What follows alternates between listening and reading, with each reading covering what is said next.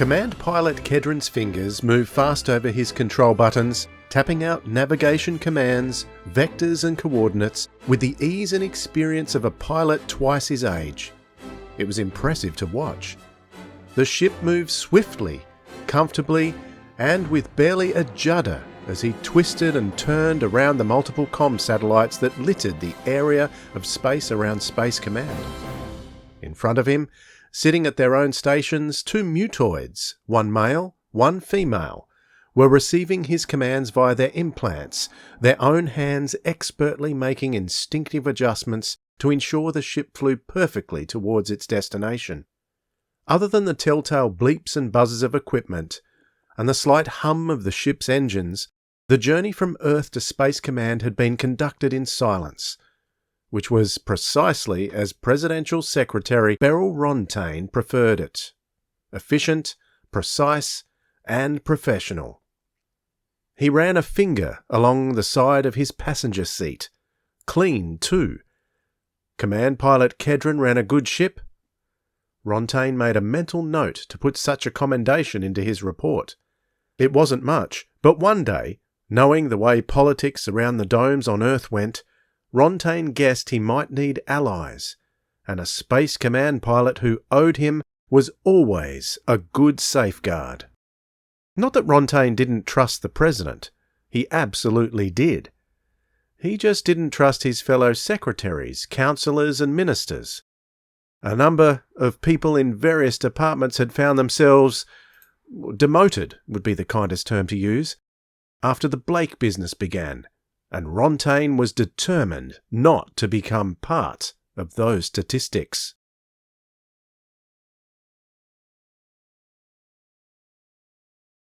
Gary, listen, thanks so much for joining us to talk about your novel, The Web and Seek, Locate, Destroy. Thank you, it's my pleasure.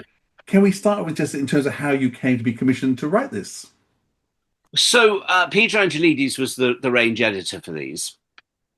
And I think he'd done a little short list of people he knew would know Blake 7 really, really well and who would want to do these.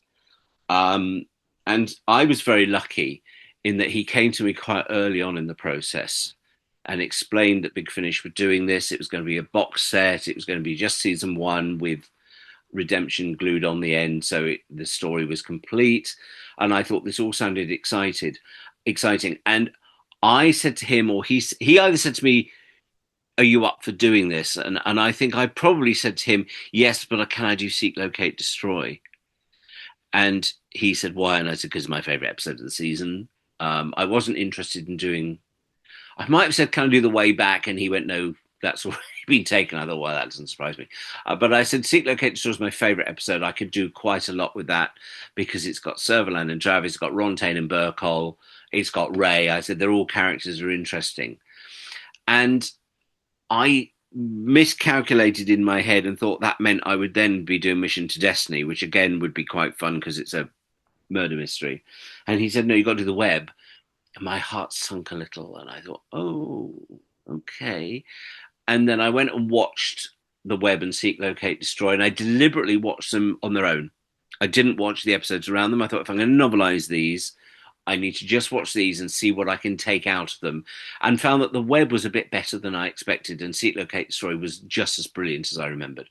And then the joy was that they then supplied me with other scripts, the original drafts of The Web and original drafts of Seek, Locate, Destroy, which included a version of Seek, Locate, Destroy that was a completely different episode. It was same title, but it's about Travis. And of course, these scripts also had the original crew. So you had Arco and you had a couple of other people, and like the version of The Web I think I had doesn't feature Avon because Avon wasn't an original member of the crew. And things like that, and no Callie, and so it's quite interesting. And Kral Travis, his name was Kral. You named him Space Commander Kral Travis in the book. That is Terry Nation's name for him. That's what he had for him. Is he ever given that name over in the show? Is it only no, it's only in that one script for the original Seek, Locate, Destroy. And I thought, well, if Terry's done it, I wouldn't have dreamt of giving him a name otherwise. But if Terry Nation gave him a name, then boom, that's his name as far as I'm concerned. So I had these to base it on, and it was quite fun. So I was able to take little moments of just odd one-liners from that original script and incorporate them. I actually said to Big Finish at one point, I said, it would be really good fun to actually do a novelization properly of this original Seek, Locate, Destroy, because it's a totally different story. And I said, yes, you could swap Avon and Villa, Avon and Callie in for the characters of Arco and a couple of the others. But I think it would be fun, and nobody was interested. And I thought that was a shame. I wanted to novelize that as well. Thought it was a separate sort of one-off novel. Yeah, that'd be great. Do because it's a good story. But it was great fun, and my only thing I said to Peter was, I think as a novelization of 2 episodes, I have to treat it as one book. And he was fine about that. I don't know if anyone else did. I imagine James probably did with his episodes, because it's the sort of thing James would do as well, and probably do it better. But I was very keen that in the chronology of the novelization, both episodes started at the same time. So the stuff with Rontaine and Burkle happened at the same time that Liberator was going around to the Decima's planet, and it gave there's a at the end of the web, there's this random thing that they suddenly get pursued by a Federation ship that's like tacked onto the end of the episode for no reason whatsoever. And I thought, well, in that case, I can work that into something that Servalan and Travis have set up, and they send that craft to try and find it's just little things like that you just kind of go, it makes the reading of the novel a little bit more satisfying than just being 2 episodes glued together with nothing to link them. So I kind of blend the end of the web into the beginning of Seek, Locate in the same chapter. There's not even a hard chapter end. It just makes for better reading. And to anticipate another question you're going to ask me, which you'll be sitting there going, no, I want to ask this question. No, I didn't go back and read Trevor Hoyle's novelization. I was going to ask that question. Oh, well, there you are. But I didn't. And I think Peter might have said to me, do you want to go? Have you got a copy? Do you want to read it? And I went, no, because for 2 reasons. One, I remember all 3 Trevor Hoyle novelizations not being terribly good. They're not sort of Terrance Dicks level of novelization. And 2, I thought, I hadn't read it since the 70s. And I thought, I don't want to be influenced by it. I don't want to see what Trevor did. If we end up doing the same sort of thing, that's great. But I don't want to have a restriction in my head of going, oh, I can't do that with the novelization because it's already been done by Trevor in his novelization. So it was better to, in my head, pretend that novelization didn't exist and just start from scratch myself. I mean, Trevor's trying to do 5 stories in a book. Yes. And those books, they were impossible, those books. I feel so sorry for them. They were impossible books to write. It was so condensed down. But as I said, I'm enjoying them because it's actually showing me what the first script was. Yes. Because he's putting in the script he had, and of course it got changed quite a bit after. Villa Restal because the book came out being before the episodes did, which is pretty impressive. Okay, so it was an unusual ship. Alien, certainly. And he wasn't sure that he and the rest of the crew had explored all of it yet. But it already felt like home. It felt secure. Villa liked that, which was ironic for a man who spent most of his life breaking into secure things and making them unsecure. It was that talent that had got him arrested and sent to Cygnus Alpha in the first place, and how he ended up as part of Blake's team aboard Liberator. He was also happy because he quite liked the crew. Well, most of it. He liked Blake, even if he took risks that maybe Villa wouldn't. Then there was Jenna. Villa really liked her. She was beautiful, smart, and had a wicked sense of humour. He also liked Gan a lot. Gan was a simple soul. A bit lost, really, but fiercely loyal. He had saved Villa's life once or twice, and they had formed a bond. Villa liked people who saved him, frankly, and Gan, Blake, and Jenna all fell into that category. He didn't like Avon much, but then no one did. He was arrogant, snide and sarcastic, and frequently belittled Villa. But that was okay, really. If people like Avon assumed Villa was as stupid as he made out, chances are Avon would never risk putting Villa in charge of anything, and thus risk him getting hurt. Villa was very keen about not getting hurt. Hurt hurts, a fellow thief had once said, and Villa thought that was a worthwhile message to remember, especially as that fellow thief had ended up getting electrocuted when trying to break open one too many administration office doors. Villa had no doubt that had caused a great deal of hurt before the poor woman died. And now they had a new friend on board the ship, an Auron called Callie. She was a telepath. She'd fought recently with rebels on Saurian Major, so it seemed that she had learned to speak with her mouth, not her mind, quite a bit, and was making a concerted effort to speak that way now she was on board Liberator. Villa didn't quite know what to make of Callie yet. He was naturally suspicious of anyone who might read his mind. He had lots of secrets and didn't want anyone finding them out, not least the fact that he was far cleverer than he let on. Callie had insisted that she couldn't read minds, only project her words into them. She acknowledged that some on Auron could read minds, but she wasn't one of them.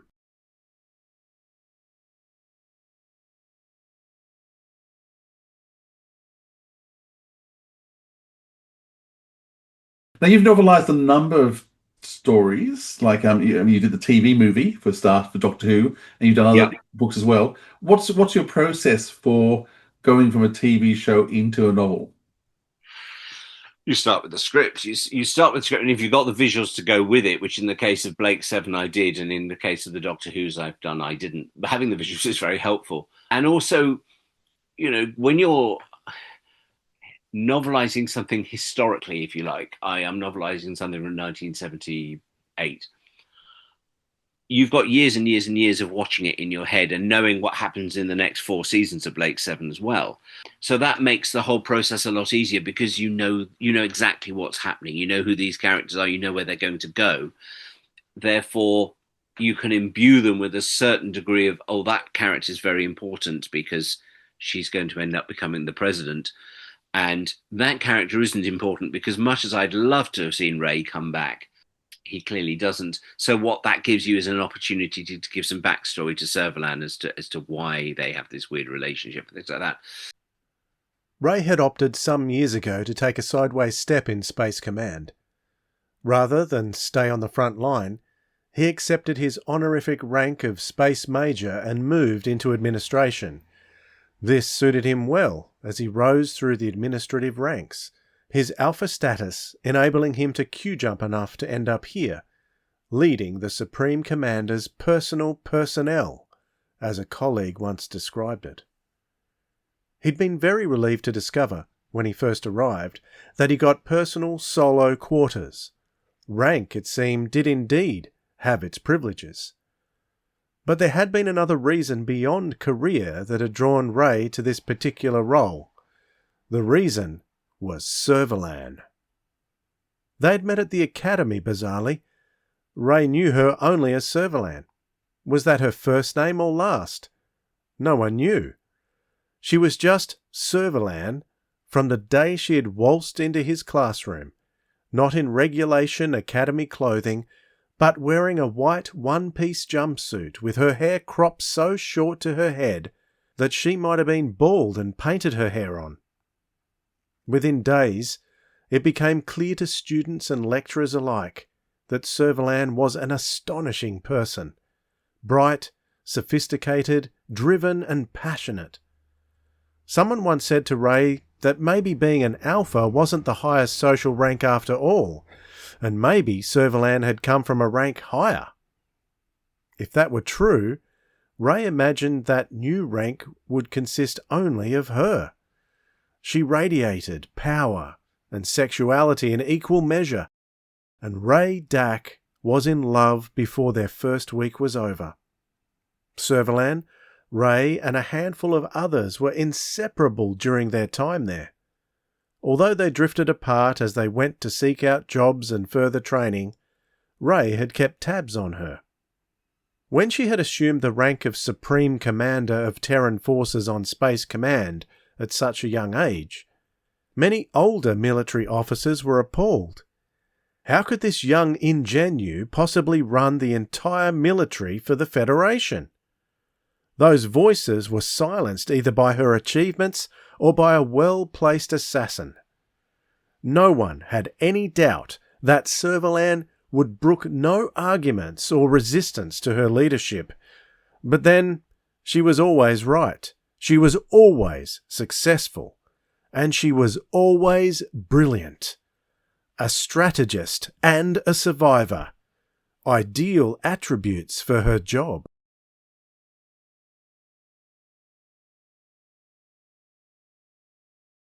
So it's quite fun from that point of view. But the bottom line is you start usually with the script, and in the case of this, you start with the DVD as well, because it's a very good shorthand for knowing how to describe Kentro Base and the Liberator, obviously, and things like that, because you've got visuals, and you don't need to change things like that much.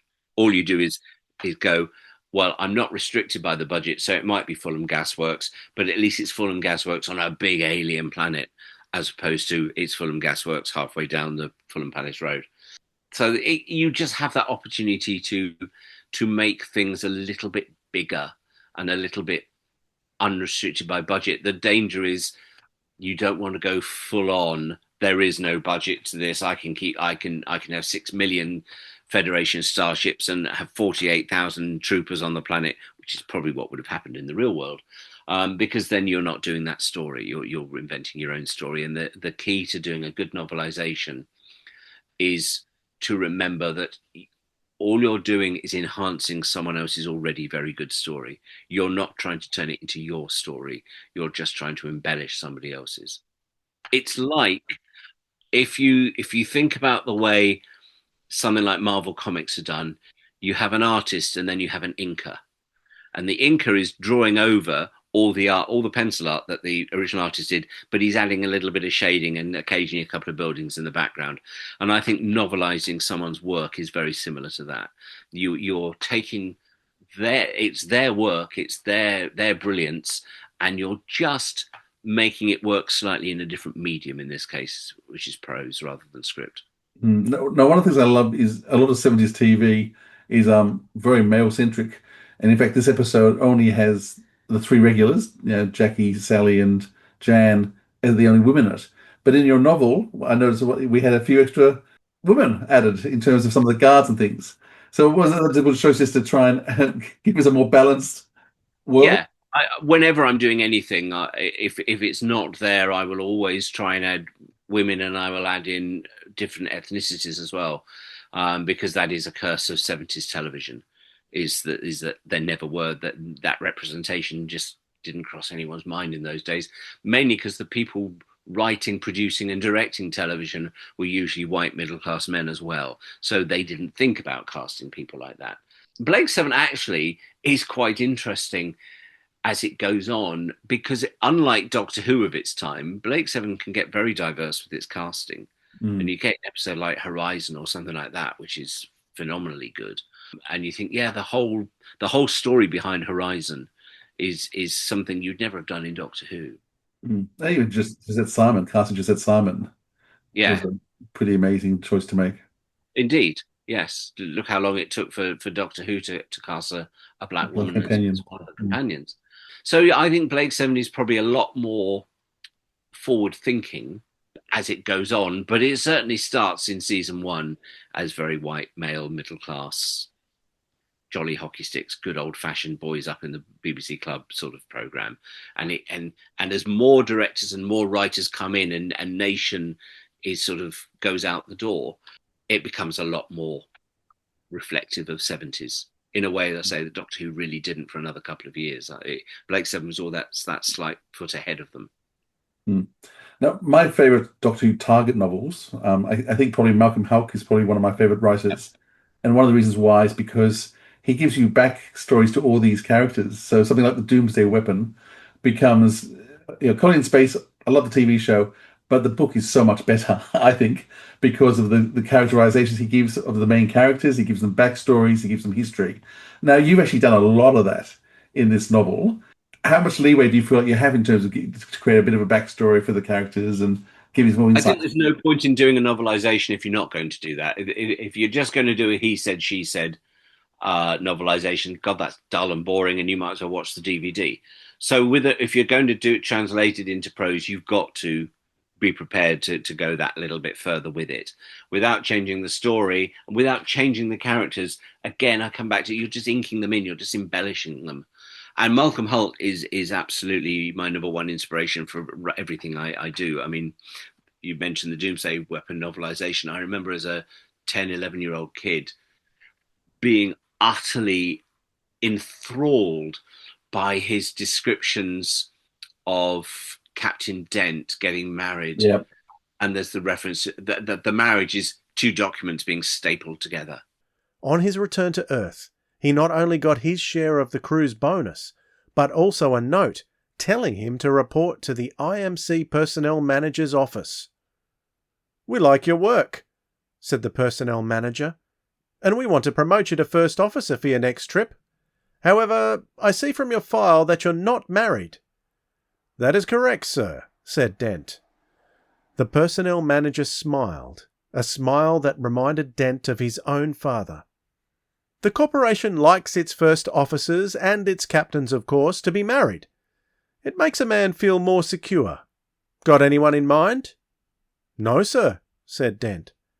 He had always remembered his father's advice that the big corporations much preferred to choose the wives and husbands for their employees, so he hadn't tried to find a wife.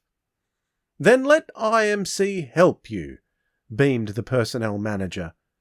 "I'll just run the details from your file through the computer and see who it matches up with, and we'll have a nice wife and home waiting for you when you get back from your next trip."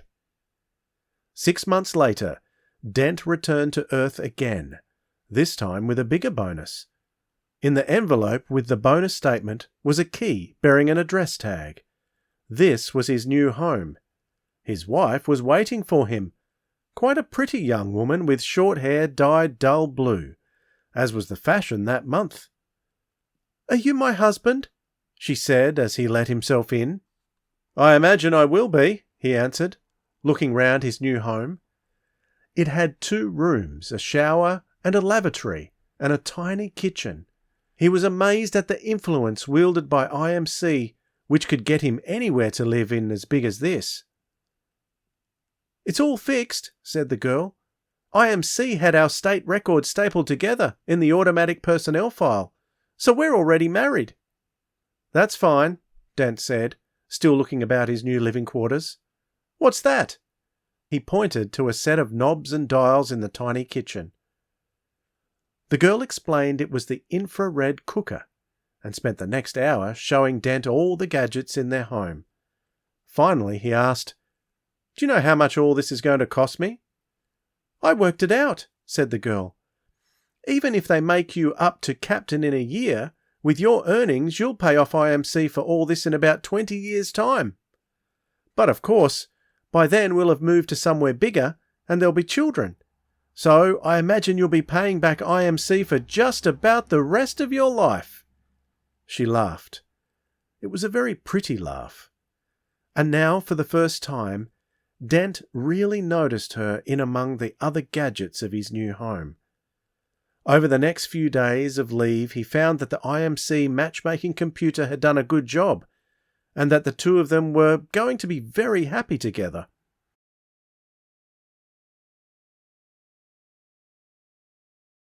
Yeah. And I remember reading that as a kid and going, that's really brilliant. And there's another one of Malcolm Holt's favourite things that I have is in his novelisation of the Silurians and the cave monsters.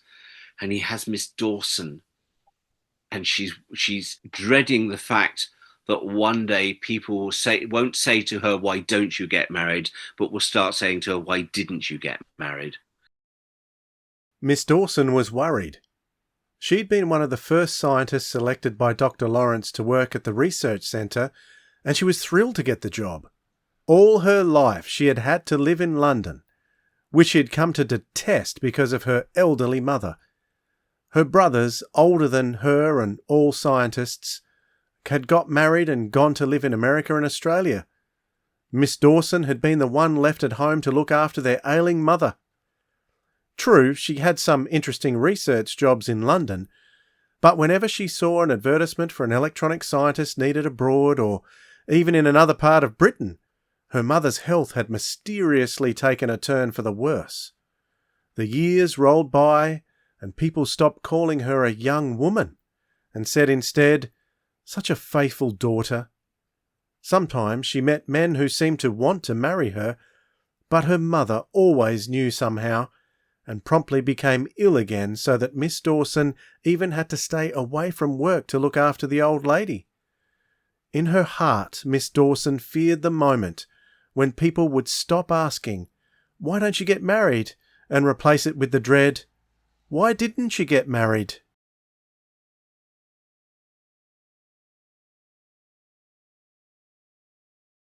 And I remember as a kid thinking, that is just the best insight into the way somebody's head works.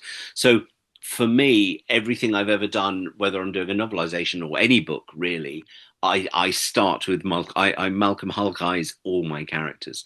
Everyone has an internal monologue, and everyone has enough of a backstory to keep you interested without it turning into their biography.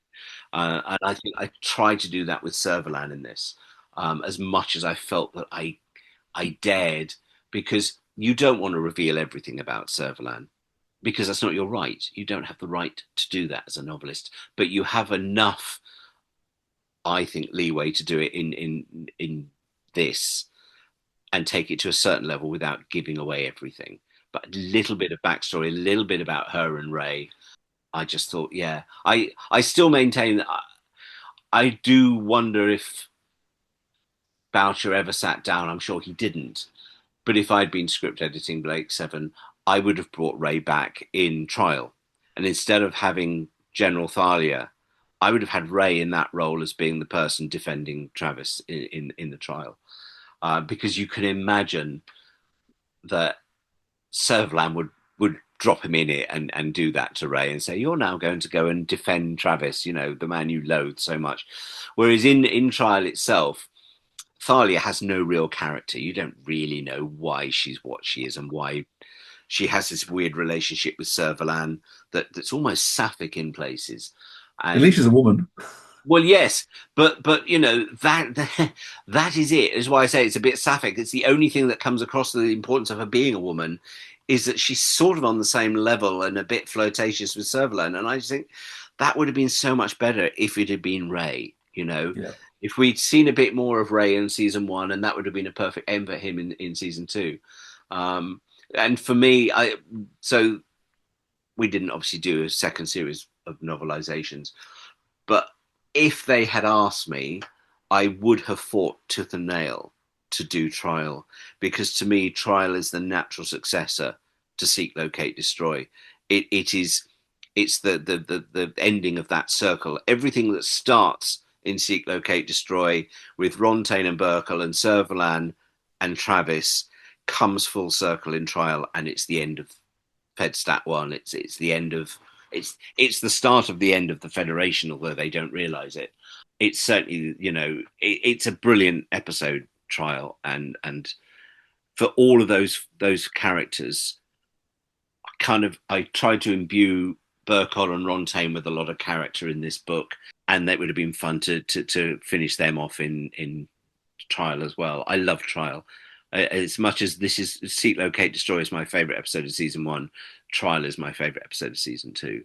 So I need to bring you back for Trial. Do you? You're going to come back for Trial in a year's time? Happily. I'll come back and talk about Trial enormously. I just think it's brilliant. Apart from the stuff on the planet Brazil, which is just a load of old rubbish. Who cares about Blake?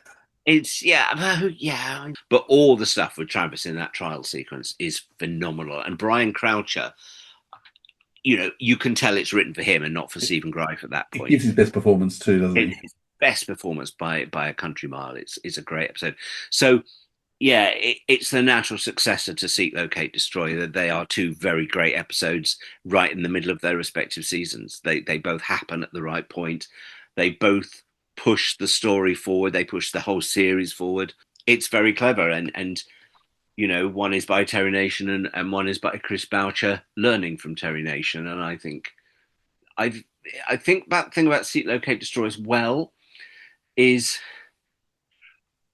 I think it's the last, and this is possibly heathenish for me to say, I think it's probably the last really good script by Terry Nation in Blake Seven.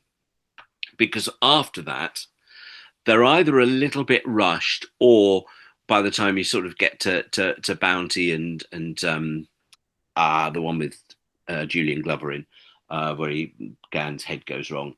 You're down to sort of 3 or 4 page almost notes by Terry Nation, and Boucher is having to sit and pull scripts together. And there's something very complete about Seek, Locate, so there's something incredibly Terry Nation about it. You can tell he wrote that script and thought, you know what? This is a damn good script, because it is. It's Nation at its best. It's brilliant. It's as good as Survivors in that respect. And I think Survivors is probably Nation's greatest contribution to television. Right. But Seek, Locate, Destroy comes pretty damn close to being on a par with Survivors. Now, you already mentioned that it doesn't sound like much hope of a second series of books coming out for season 2 of Blake Seven. I would guess not. I mean, it's been 3 years, and it hasn't happened. I think maybe it was a mistake to put them out in an expensive box set, and maybe they should have been released individually, and maybe we'd have had a second run at them if they had. But that's there are all sorts of reasons for why that was done. I think what we should be grateful is it's a really nice little set of books. They're really beautiful to look at. They look beautiful. They feel beautiful. They're really well written. The authors are all amazing. As I said, I've just read your book again, because I read it when I first got it. But reading it again, fill on the cover.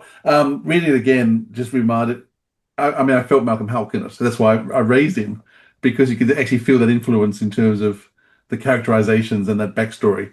And I love the way how you've dispersed all the beginning stories through the web, in terms of having the Federation. It gives the web a different B plot. Yes. With some really fascinating characters. It does break the web up a bit, and I think the web needs a little bit of breaking up in terms of what happens. I was surprised how much I enjoyed the web. I wasn't looking forward to it. When Peter said you're going to do the web, I was like, oh, God, Decimus. And then watching the episode, and I had an early draft of that as well. And I thought, no, actually, at the base of this story is a really good script. Again, Nation turning out a really intelligent, clever script.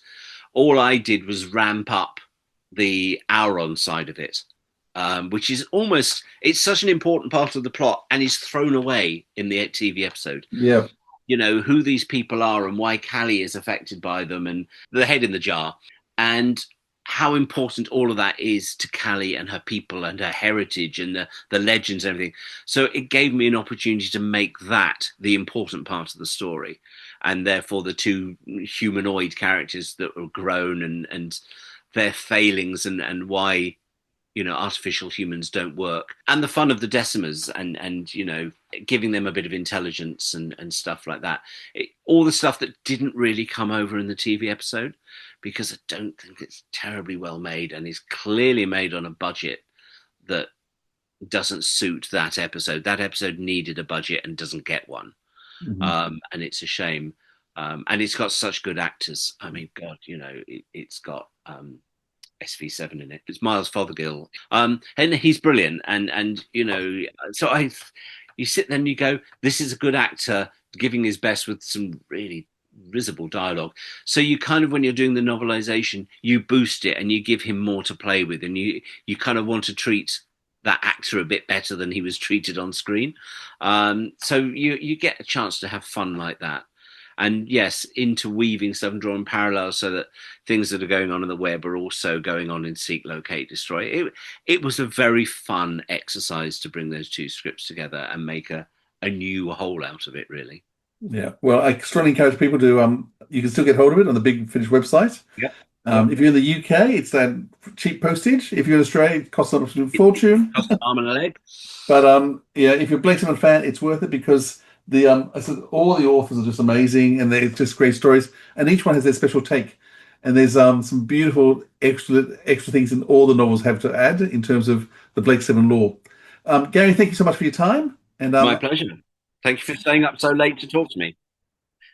You can go to bed now. Yeah, I'll go to bed now, and you can have a great day. Thank you.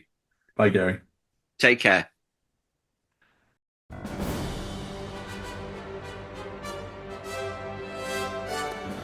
You have been watching Blake Seven: The Way Back with our special guest today, Gary Russell. Music by Joe Ahern. Readings by Dwayne Bunny. Please like and subscribe to these episodes. We look forward to coming back to you in a couple of weeks' time with Mission to the Unknown.